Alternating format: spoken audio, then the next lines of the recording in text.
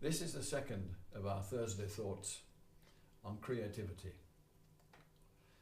J.K. Rowling said, "Imagination is the unique human capacity to envisage what is not there, and therefore the fount of all invention and innovation." We're in so many ways like other creatures, sharing more than 95% of our genes with a sheep. But in this one thing, we are unique in creation, with an infinitely creative mind and will. We tend to think that creativity is confined to the great creative geniuses in music, in poetry, mathematics, art, architecture, engineering, business, and so on. But the visionary gleam is there in every human being, from falling in love to finding an easy way to keep the sheep out of the garden. As we encounter the different insights of the people around us, we begin to realize the infinite depth and breadth of human ingenuity. Thus we see how the world is enlivened by the scale, constant growth, and evolution of invention. Such inspiration covers every aspect of our lives, our beliefs, our emotions, the great events of our lives, and not least those practical, mundane things we face every day. John Steinbeck described it thus: "Sometimes a kind of glory fills the mind of a man or a woman. It happens to almost everyone. And I guess that a man's importance in the world can be measured by the number and the quality of his glories.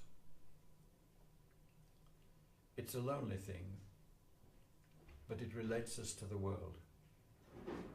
It is the mother of all creativeness and sets each man and each woman separate from all others." Human creativity blossoms in a society that fosters and gives it scope to the free and roving mind of every individual. Each of us relies on the creative skills of others that we don't possess. For example, I'm hopeless with a computer and come to Julie and to John with my frequent problems. But there have existed or arisen in every age regimes and systems of government that control and divert the individual from the path they would choose. In the last century, we saw in Europe conflicting political philosophies that crushed the free and roving mind of the individual. They were defeated at great cost, and Europe came together to heal its self-inflicted wounds and re-establish its hard-won freedoms. Today, this very day, that process is under threat of fragmentation yet again, with the possibility of our withdrawal from the path of collaboration.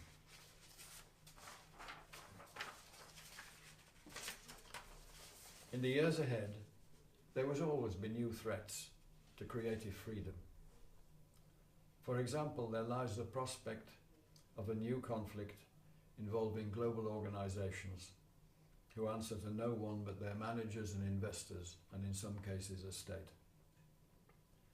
Control of these requires democratic nations to work together in union. Therefore, it's important for nations to work together as it is for individuals and organizations. Only by inspection and correction can the wilder and selfish impulses of people and nations be made creative and free from a new servitude. It must be encouraged in small ways as well as in large ways.